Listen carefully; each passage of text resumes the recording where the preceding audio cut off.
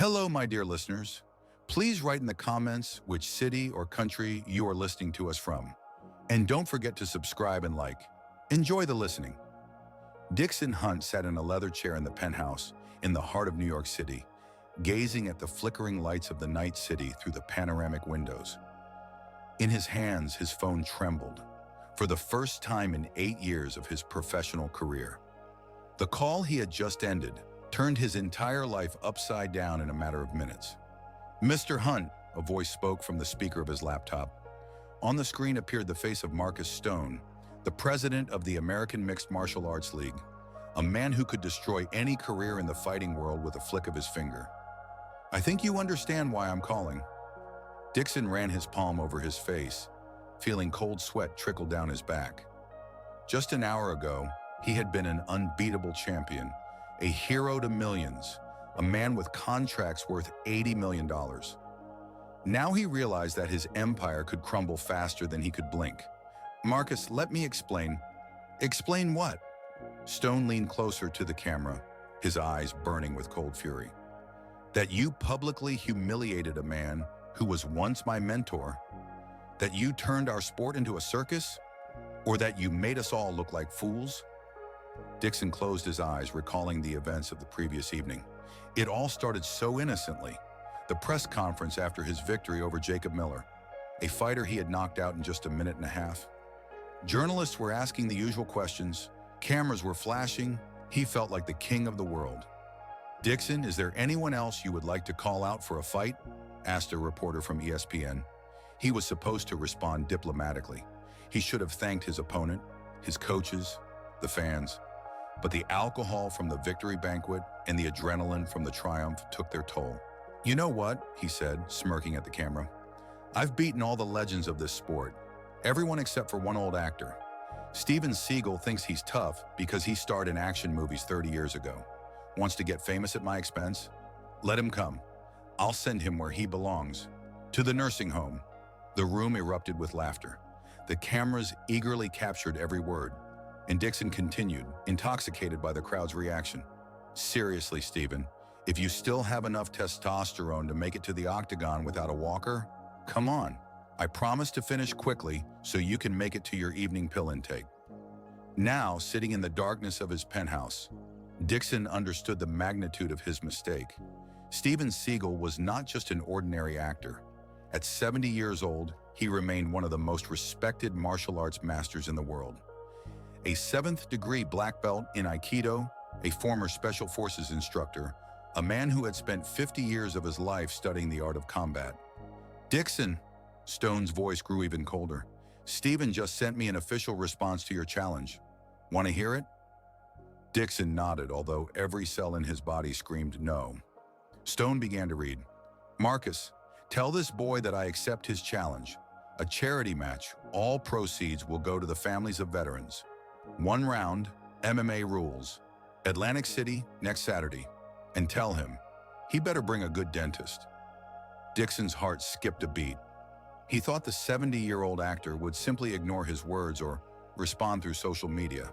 But Steven Seagal was from a different generation, a generation that resolved conflicts face to face. "Marcus, listen." "No, you listen to me," Stone interrupted him. "You have a choice. Either you fight him and we present this as an exclusive event, or you refuse and look like a coward in front of the whole world. There is no third option." Dixon stood up and walked to the window. Below, on the streets of Manhattan, ordinary people lived their ordinary lives, unaware of the drama unfolding in the penthouse above their heads. He remembered his childhood in Detroit, where he grew up without a father, in a house where the electricity was cut off every other month. Boxing became his ticket out of poverty. MMA made him a millionaire, and now one foolish phrase could ruin everything. "What are the terms?" he asked quietly. "A charity fight at Boardwalk Arena, 1 round lasting 15 minutes. All proceeds from the broadcast go to charity, no fees for the fighters. And Dixon," Stone paused, "if you lose to the old man, your career is over. Do you understand that?" "Yes," Dixon replied, feeling his world start to crumble. "I understand." After the call ended, Dixon was left alone with his thoughts.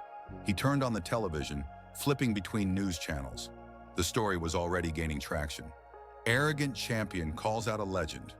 Battle of the generations, youth versus experience. Headlines blared across all sports publications.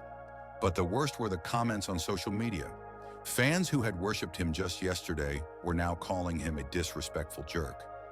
Videos of his remarks had garnered millions of views, and most commentators were not on his side. Finally, someone will put this arrogant guy in his place. Stephen will crush him like an ant. Don't mess with the legend, kid. Such comments were predominant. Dixon tried to call his father, but remembered that he had left the family when he was 12. His mother had died 3 years ago from cancer, never witnessing his greatest victories. The only close person left was his younger sister, Jessica, who worked as a nurse in Detroit. "Dixon, what are you doing?" were Jessica's first words when she answered the call. "I saw the news. Have you completely lost your mind?" "Jess, No. Mom would cry if she saw what you've become," she continued, and her words struck harder than any blow in the octagon. "She was so proud of you. Told all the neighbors that her son was a real gentleman, a well-mannered fighter, and you're acting like a street thug." Dixon sat down on the couch, feeling tears welling up in his eyes. "I didn't mean to. It just slipped out. I was drunk on victory." Steven Siegel taught Mom self-defense at the community center when she was diagnosed with cancer, Jessica said quietly. "For free.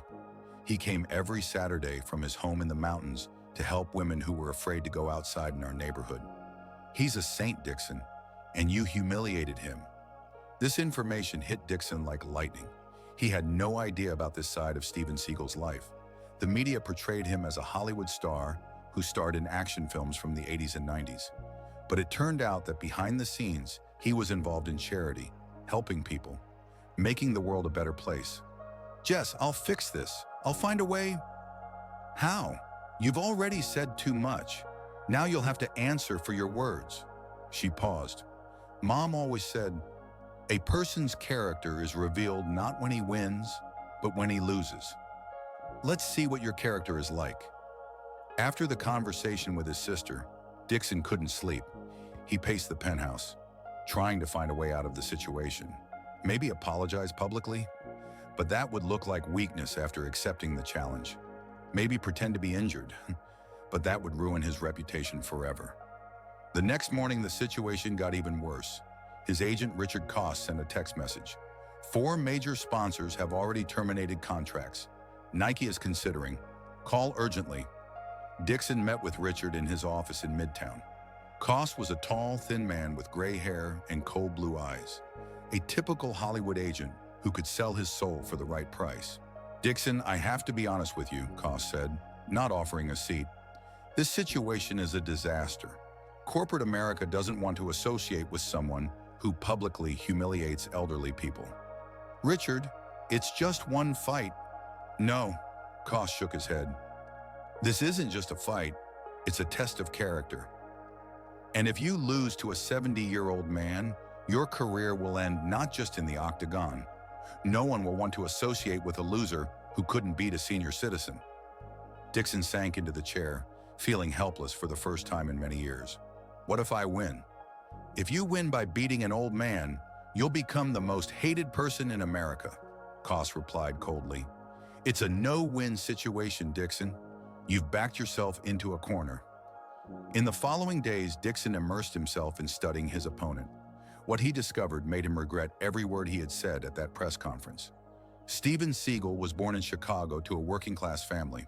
At 17, he began studying Aikido under a Japanese master who had emigrated to America after the war. By the age of 25, he had earned a black belt and opened his own school. Hollywood found him by chance. A director was looking for a real martial arts master for a film, and Steven agreed to take a small role. The film became a hit, and other offers followed. But even at the height of his fame, he never forgot his roots. Every weekend, Steven held free classes for children from underprivileged families. He founded a foundation that helped war veterans cope with post-traumatic stress through meditation and martial arts. Over 40 years of charitable work, he helped thousands of people. And this man Dixon had called an old actor. The more he learned, the worse he felt.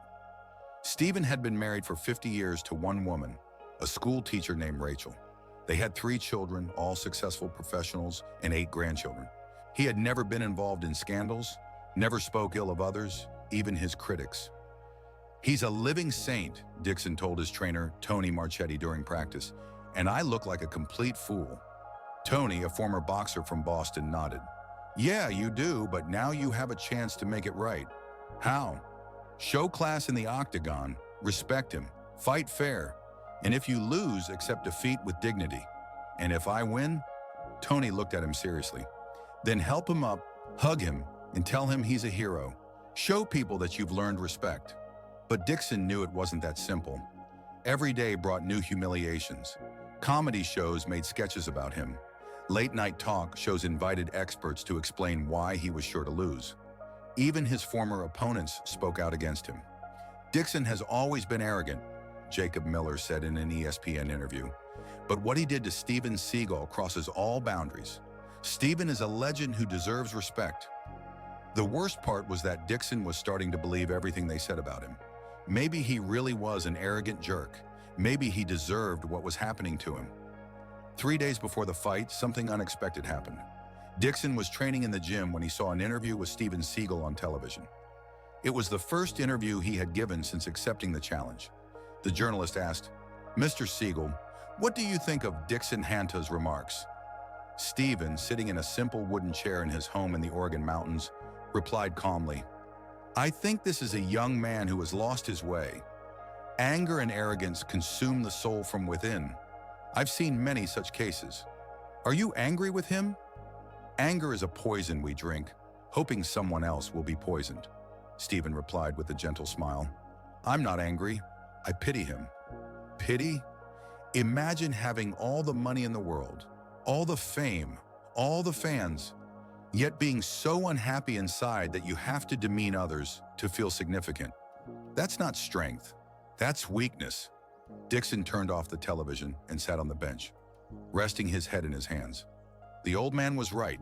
Behind all the money, fame, and fans lay emptiness. He couldn't remember the last time he had truly been happy. Each victory brought temporary relief, but then doubts, fears, and the need to prove to himself and the world that he was the best return. That night he dreamed of his mother. She was sitting in the kitchen of their old house in Detroit, where they lived when he was a teenager. A pot of soup was simmering on the stove, the only meal they could afford for 3 days. "Son," she said in his dream, "I didn't raise you to hurt good people." "Mom, I didn't mean to." "Whether you meant to or not doesn't matter. What matters is what you will do now. You have a chance to correct your mistake. Don't miss it." Dixon woke up in tears. For the first time in many years, he cried, not out of anger or frustration, but from shame and regret. Fight day came faster than he expected. The Boardwalk Arena in Atlantic City was packed to capacity. Tickets sold out in hours. The broadcast was breaking viewership records. The whole world wanted to see what would happen when arrogant youth met wise old age. In the locker room, Dixon sat alone, trying to focus. His hands trembled, not from fear but from nervousness. He understood that this was not just a fight. It was a trial of his character, broadcast live to millions of viewers. Tony entered and sat next to him. "How's it going, champ?" "I'm not a champion," Dixon replied quietly. "Champions don't act like I do." "It's good that you understand that. It means there's hope." "Tony, what if I can't hit him? What if I go out there and just can't bring myself to raise my hand against that man?" Tony smiled.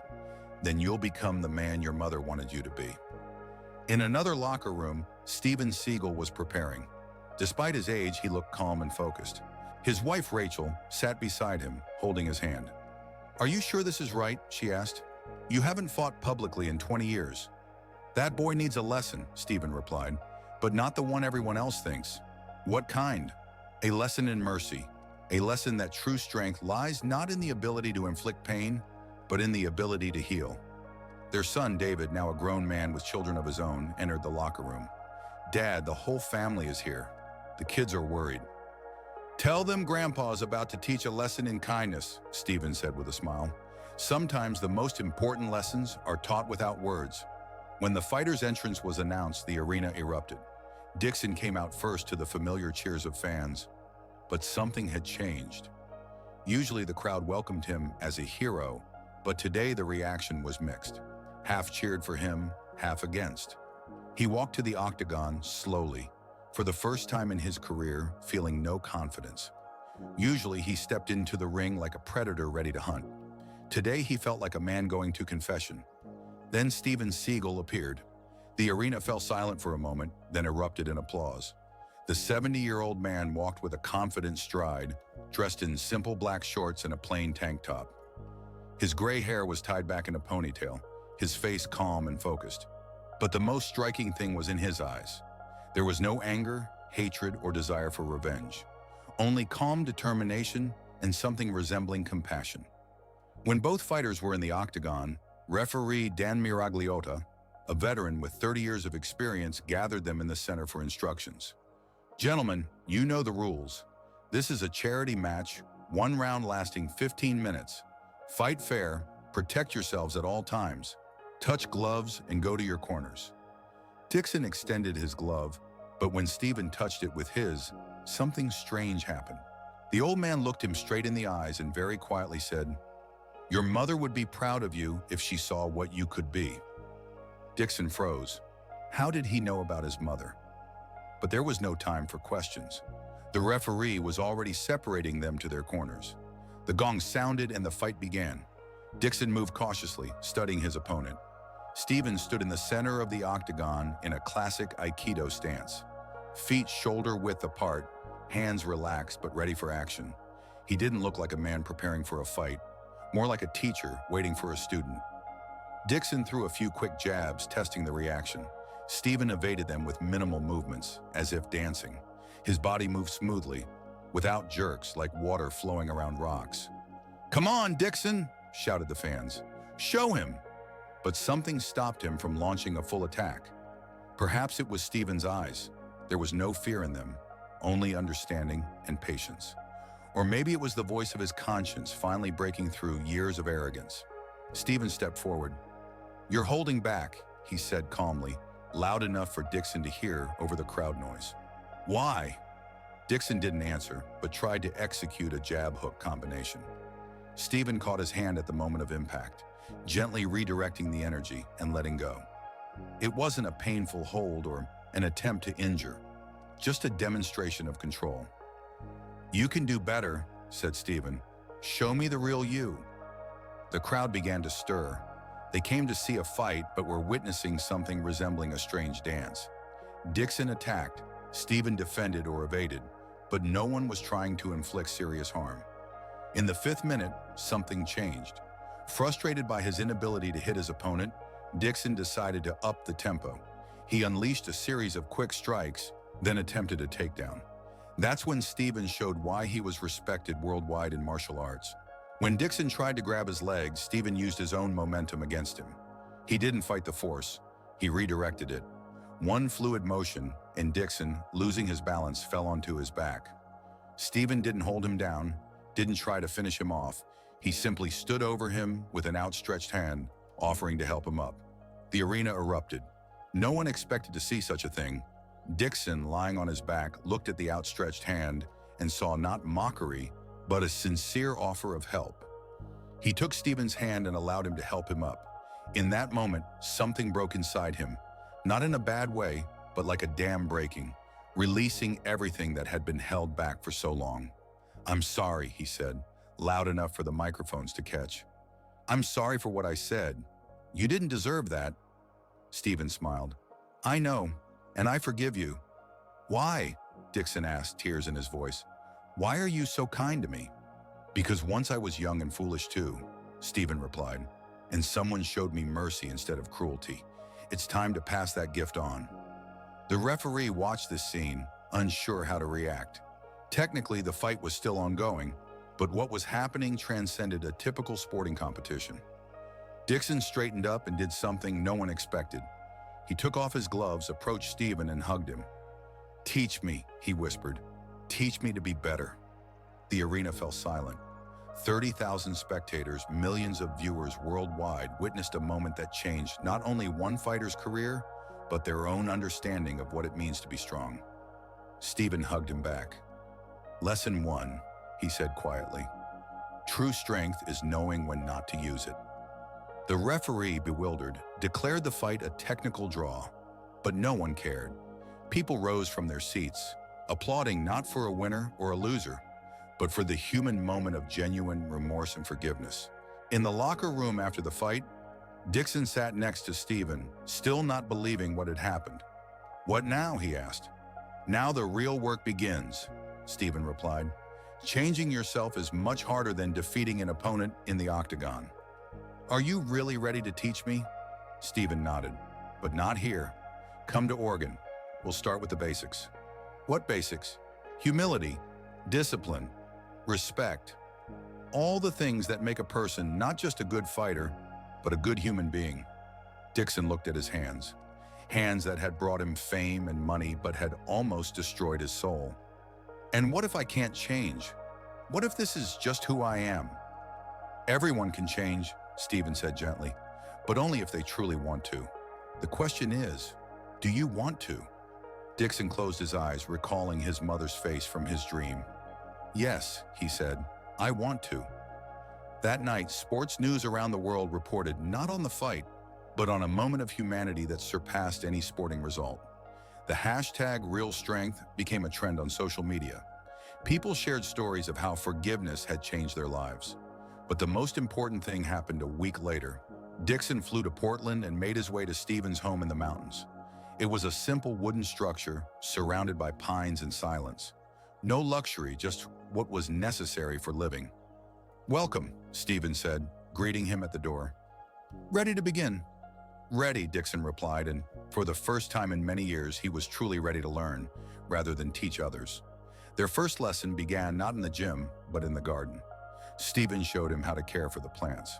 Do you understand the connection between gardening and martial arts? He asked. Dixon shook his head.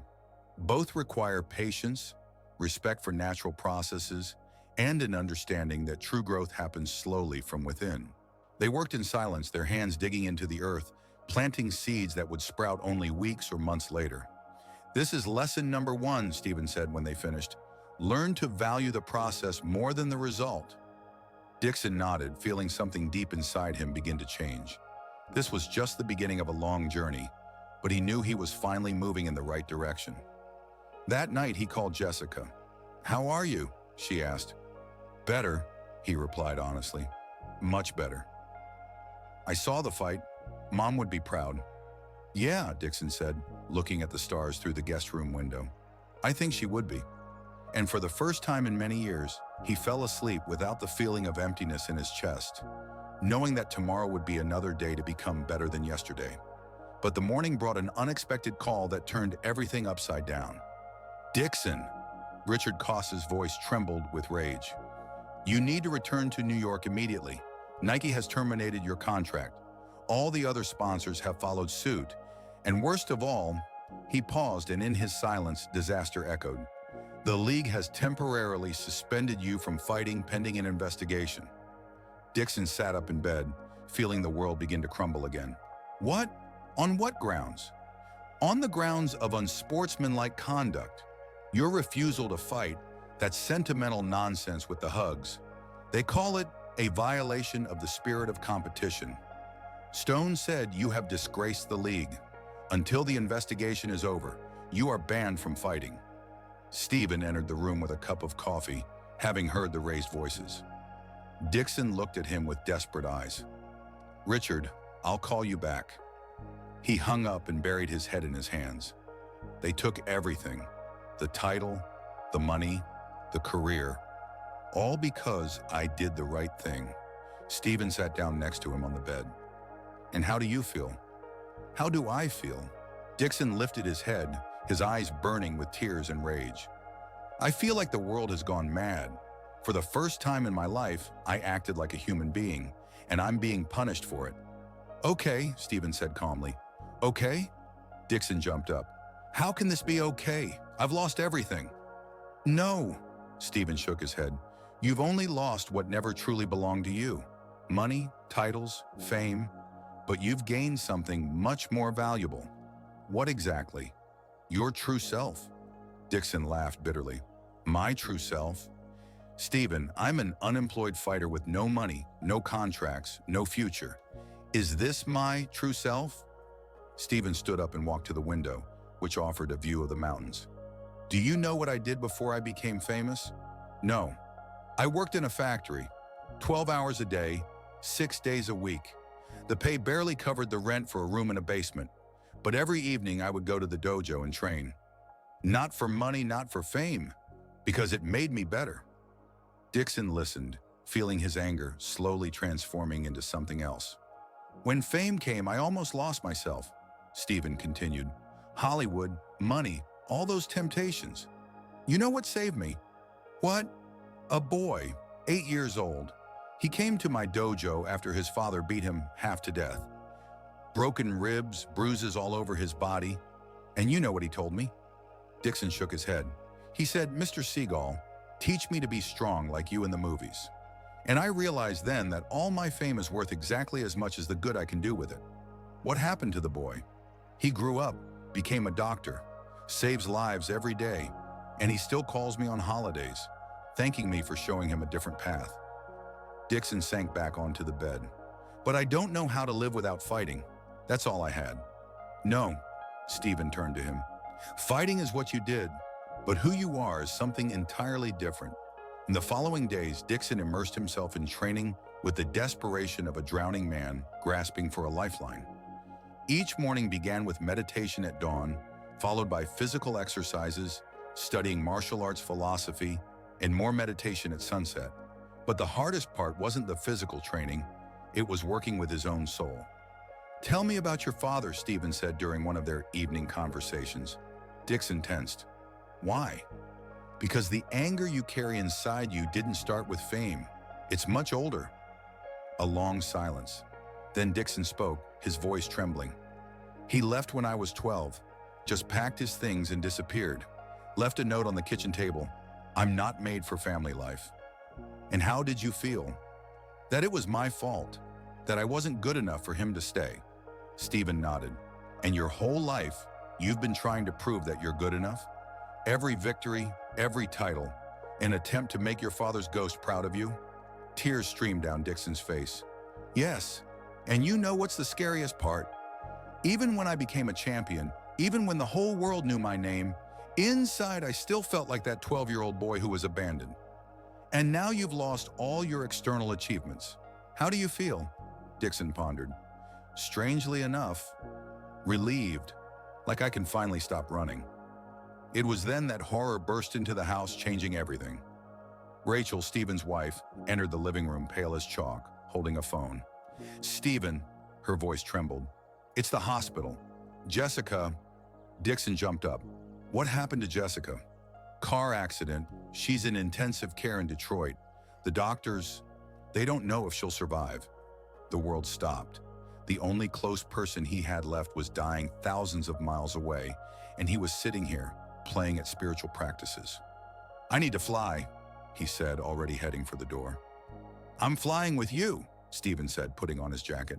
Why? This isn't your problem. Stephen stopped and looked at him with such intensity that Dixon froze. Because this is exactly what teachers are for. Not to show you how to meditate in a calm setting, but to be there when your world is falling apart. The flight to Detroit became the longest 4 hours of Dixon's life. Stephen sat beside him, not trying to comfort him with empty words, just being present. What if she dies? Dixon whispered, staring out the window. What if the last thing she thought about me was that I'm a loser who lost everything? Then you'll have to live with that, Stephen replied honestly. But you'll live as a man who learned to love truly, and that's something she could be proud of. At the hospital, they were met by Dr. Anderson, a weary man with kind eyes. Mr. Hunt, your sister is in critical condition. Head trauma, internal bleeding. The next 24 hours will decide everything. Dixon nodded, not trusting his voice. But there's something else, the doctor added. She was conscious for a while after the accident. She kept repeating your name. She asked me to tell you that she is proud of who you have become. These words shattered the last remnants of his protective barriers. Dixon fell to his knees right in the hospital corridor and cried like he hadn't since childhood. Stephen knelt beside him, placed a hand on his shoulder, and cried too, because shared pain is pain halved. The next day passed in a nightmarish wait. Dixon sat by Jessica's bed, holding her hand and speaking about everything he had wanted to say all these years. Jess, remember how you defended me from bullies at school? You were the size of a sparrow, but you would throw yourself at guys twice your size. I never told you, but that's when I understood what real courage is. The machines beeped, showing weak vital signs. Do you remember Mom? How she sang to us before bed, even when she was sick? I want to be just like both of you. Strong not because I can fight, but because I can love. On the 5th day, Jessica opened her eyes. Dixon? Her voice was weak, but her consciousness was clear. I'm here, he squeezed her hand. I'm not going anywhere. You really have changed, haven't you? This isn't just for the cameras. No, sweetheart, it's real. She smiled weakly. Mom would be so happy.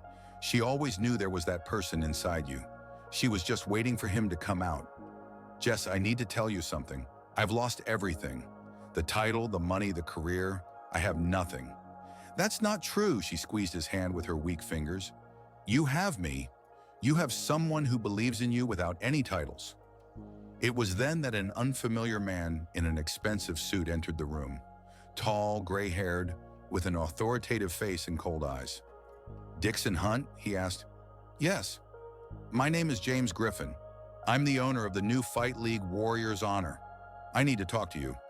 Not now, Dixon said, not taking his eyes off his sister. Now, Griffin insisted, because what you did in that octagon is worth more than any title, and I want to build an entire league around those principles. Dixon turned to him. What are you talking about?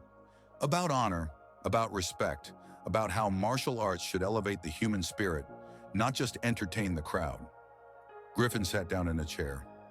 After your fight with Stephen Graham, dozens of fighters reached out to me.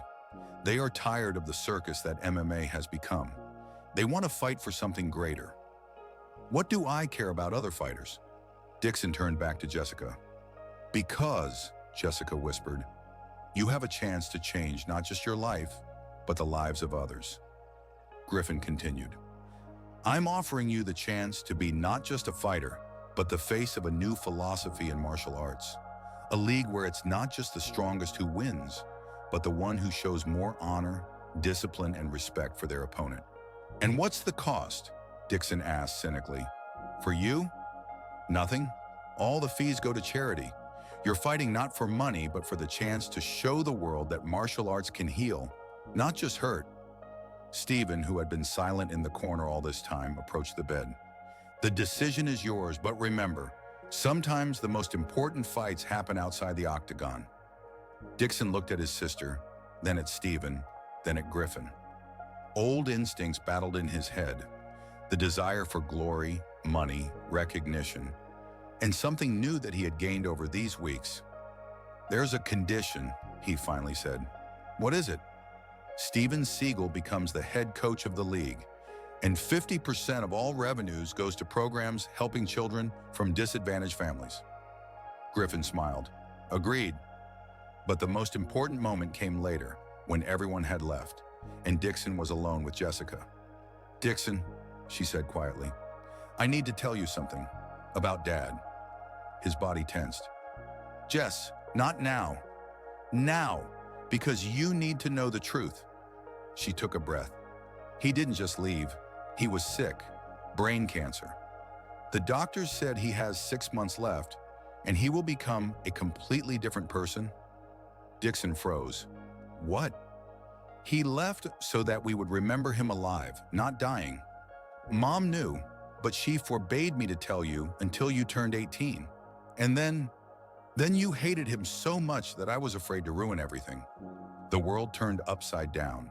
All those years of rage, all the attempts to prove his worth to a man who actually loved him, enough to hurt himself to save his son from even greater pain. Where is he buried? Dixon asked in a trembling voice. Woodlawn Cemetery, Plot 73. Mom is buried next to him. That night, Dixon and Stephen went to the cemetery. It was cold and it drizzled.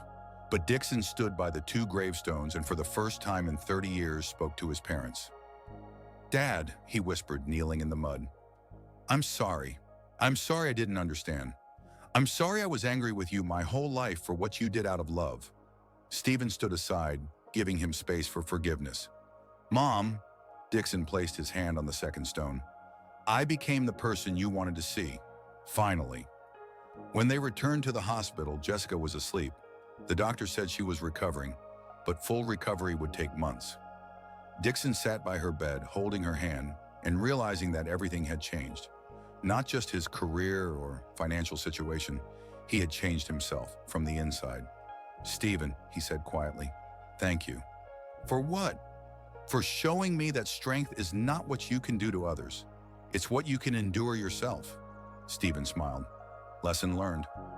A year later, Dixon stood in the center of the new octagon of the Warriors Honor League. Before the fight, he and his opponent bowed to each other, just like samurais did centuries ago. After the fight, the winner helped the loser up, and they embraced under the applause of the crowd. In the corner of the hall, in a wheelchair, sat Jessica. Next to her were Stephen and Rachel. They all smiled, watching Dixon become not just the best fighter, but a better person. And somewhere in the sky, if you believe in such things, two parents could finally be proud of their son, not for defeating others, but for conquering the most terrifying opponent, his former self. And when Dixon looked up at the arena ceiling, he could swear he saw their faces in the reflection of the light, smiling at him from the other side. Where there is no pain, only love and pride for a son who had finally come home to his true self. But the story didn't end that evening. The most important part began later. A year and a half later, the Warriors Heart Academy, that Dixon opened in the same neighborhood of Detroit where he grew up, became a pilgrimage site for lost souls from all over the country. Children came here not only to learn to fight, but also to learn to live. On a rainy October evening, a boy named Tyler Johnson was brought to him. 15 years old, as thin as a stick, with dark circles under his eyes and hatred for the whole world written on his face. A spitting image of Dixon at that age, when pain had yet to find an outlet through fists. "I don't want to be here," Tyler said, crossing his arms over his chest. "The social worker made me." Dixon looked at him and saw himself 30 years ago. "You know what? I didn't want to be here at your age either. I wanted the whole world to fail. Then why are you here? Because someone showed me that anger can be turned into strength, but not the kind of strength you think," Tyler scoffed. "Yeah, sure. Another adult who thinks they know what it's like." Dixon rolled up his shirt sleeve, showing a scar on his forearm. "See this? I got it at 13 when I tried to protect my mother from her latest boyfriend. A bottle to the arm." Tyler's eyes widened. "And this," Dixon pointed to another scar on his neck, "is from a fight in an alley at 16. I thought if I was angry enough, cruel enough, the pain would go away. Did it? No, it just got deeper." Tyler looked down. "I have a dad. I know," Dixon said quietly. "No need to talk." "I know." In the following months, Dixon watched as Tyler slowly thawed. At first, the boy came only because he had to, but gradually something changed. He began to ask questions, participate in training, even smile. Stephen, who was now spending half his time at the academy, worked with Tyler on anger management. "Anger is a secondary emotion," he explained. "There's always pain underneath it. We need to get to the source." One evening, when all the students had already left, Tyler stayed behind. He sat in the corner of the hall, hugging his knees, and cried. Dixon approached and sat down next to him, saying nothing. "He did it again," Tyler whispered.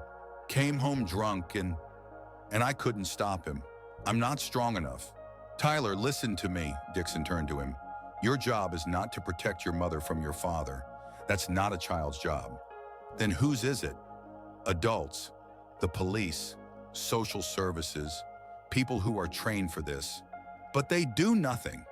Then we will find those who will." And they found them. Dixon reached out to his contacts in the police, to lawyers who work pro bono, to women's shelters. After several months of gathering evidence and working with social services, Tyler's father was finally arrested, and the boy and his mother moved to a safe place. "Why did you do this?" Tyler asked. "Why did you help us?" Dixon looked at him for a long time, recalling everything he had been through himself. Because once, no one helped me, and I don't want another child to grow up with that kind of pain. But the real turning point came during the academy tournament. Tyler was set to fight a boy his age from another school. The opponent was stronger, more experienced, and Tyler was losing almost the entire match.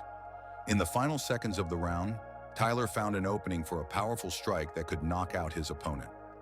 Dixon saw the boy preparing to deliver it as old fury flared in his eyes. But instead of striking, Tyler stopped, helped his opponent regain his balance, and ended the match with a respectful embrace. He lost on points, but he won something far more important. "Why didn't you hit him?" Dixon asked after the match.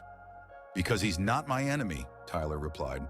"My enemy is the person I could become if I hadn't learned to control myself." At that moment, Dixon realized that the circle had closed.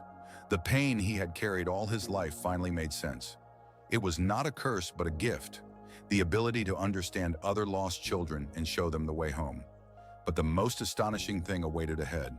A few months later, a man came to the academy whom Dixon never expected to see again. Marcus Stone, the very president of the league who had stripped him of his title.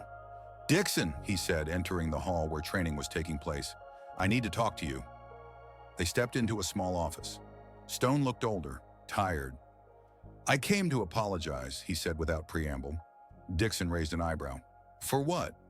"For taking your title. For not understanding back then that you did something revolutionary." Stone sat in the chair opposite. "Do you know what happened to our league after you left?" "No. It turned into a circus. Fighters are trying to outdo each other in rudeness and aggression. Ratings are falling. Sponsors are leaving. People are tired of the spectacle." Dixon listened in silence. "And your league, Warriors Honor, it's changing everything. Kids all over the country are asking their parents to sign them up with you. Adults want to learn your approach. You didn't just create a sport, you created a movement." "And what do you want?" Stone pulled documents from his briefcase. "I want you to come back, become the president of our league. Full freedom of action, unlimited budget for charity, the right to change all the rules."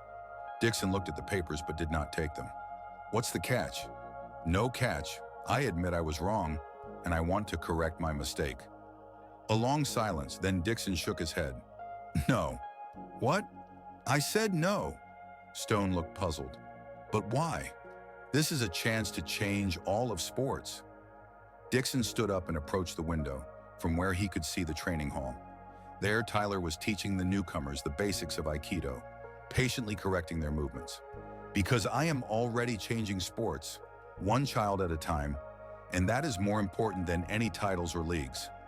"Dixon, do you understand the power I am offering you?" "I understand, and that is exactly why I refuse." He turned to Stone. "Power corrupts, and I have already been corrupted by it once. I won't make that mistake again." Stone gathered his documents and stood up. "If you change your mind, I won't change my mind." After Stone left, Dixon was alone in the office. He thought about the journey he had taken, from an arrogant champion to a man who found his true calling in helping others. There was a knock at the door. Stephen entered. "I heard the conversation," he said. "Are you proud of your decision?" "Yes. For the first time in a long while, I am 100% sure that I did the right thing." Stephen smiled. "Do you know the difference between wisdom and knowledge?" "What is it?" "Knowledge is when you know how to get what you want. Wisdom is when you understand what you truly want." That night, Dixon went to the cemetery. He did this every month, visiting his parents' graves, telling them about his life, the children he taught, the people he saved. "Dad, Mom," he said, standing between the two gravestones, "today I was offered everything I lost back. The title, the fame, the money. And you know what? I didn't hesitate at all." The wind rustled the leaves on the trees, as if nature itself approved of his words. "Because I realized I never lost anything. I just finally found what I had been searching for my whole life. Purpose, meaning, a way to make the world better." He knelt down and placed his hands on the cold stone. "Thank you for the pain that taught me compassion, for the abandonment that taught me to value closeness, for all the mistakes that led me to the right path. In the silence of the night cemetery, Dixon felt something he had never felt before. Complete, absolute peace. He knew who he was. He knew why he lived. And for the first time in his life, that was enough. Years later, when Tyler Johnson became a doctor and opened a clinic for children from underprivileged families, when hundreds of Dixon's other students spread across the world carrying with them lessons of honor and compassion, when the Warrior's Heart Academy became a model for thousands of similar schools around the globe, people asked Dixon about the secret of his success. "There is no secret," he always replied. "It's just that one day I realized that defeating others is easy. The hardest thing is to defeat yourself, and even harder is to help someone else defeat themselves." And every time he said these words, somewhere deep in his soul, he heard Steven Seagal's voice. Lesson learned. But the most important lesson Dixon received on the last day of his life, many years later. He lay in a hospital room, surrounded by hundreds of people whose lives he had changed. Tyler held one of his hands. Jessica held the other. Stephen, now very old, sat in a chair nearby. "Mr. Hunt," said a young nurse, "you have many visitors. Would you like to see them?" Dixon looked out the window, where the sun was setting behind the horizon, painting the sky in golden hues. "No," he said quietly. "I have everything I need." And in the final moments of his life, looking at the faces of the people he loved, and who loved him not for titles or money, but for who he had become, Dixon Hunt finally understood the true meaning of victory. Victory is not what you take from others. Victory is what you give.